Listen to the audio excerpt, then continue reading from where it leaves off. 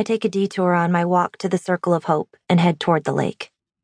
Trees speckle the entire grounds of Camp Padua. My dad pointed out how green everything is when he dropped me off. We drove through the gates of Camp Padua and he said, "Everything is just so alive here." I nodded, but didn't respond. I was too focused on the tall wire fence that lines the camp property. Green branches and bushes pushed out through the holes in the chain links. When I asked why fencing surrounded the camp, he said, "To make sure everyone stays safe." Safe, I said quietly. My dad and I both know that no matter how hard you try, it's impossible to keep a person completely safe, even when you ship them across the country to Michigan for the summer. The staircase to the beach is just past the big wooden mess hall that separates the girls' side from the boys' side of camp. There's not a single ripple on the lake. I wipe a bead of sweat from my cheek. Most campers are still attached to their parents, saying their goodbyes. Once my dad checked me in at the admissions office, he bolted. "I have to get back to the airport if I'm going to make my flight," he said, and kissed me on the cheek. I didn't mind. A goodbye is a goodbye, whether it's a long one or not. Down at the lake, I take off my old beat-up tennis shoes and socks and dip my feet in the water. The sand is squishy between my toes, like slime, but it's cold. A chill runs up my feet to my legs, to my waist, to the top of my head, and I stop sweating almost instantly. I step in farther, so the water comes up to my knees. I can't see my feet at the bottom. The water is too murky and full of lakeweed. A person could get lost underneath it and just disappear.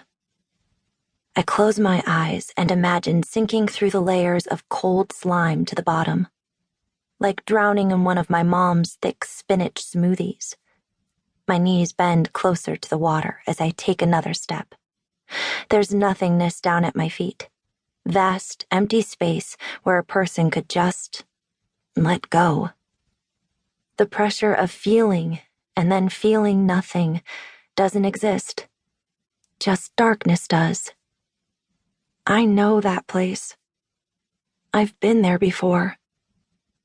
"Hey, you!" A voice bellows from the top of the staircase. I whip around, startled. A male counselor with blonde hair down to his shoulders stands like the warden at a jail with his hands on his hips. "Campers are not allowed to access the water on the first day." "Sorry," I say, as I pull my socks onto my wet feet. "Please make your way over to the Circle of Hope." He motions toward the fire pit before walking away. Cassie is standing next to Madison when I arrive. She's pulling a large piece of pink bubblegum out of her mouth and twisting it around her finger. When she catches me staring, she wraps the gum around her middle finger and smiles. It's not a real smile. It's more like a warning, covered in cotton candy bubblegum. "Over here, Zander," Madison bellows at me. "Zander, this is Katie, Hannah, and Dory. Cassie tells me you two have already met."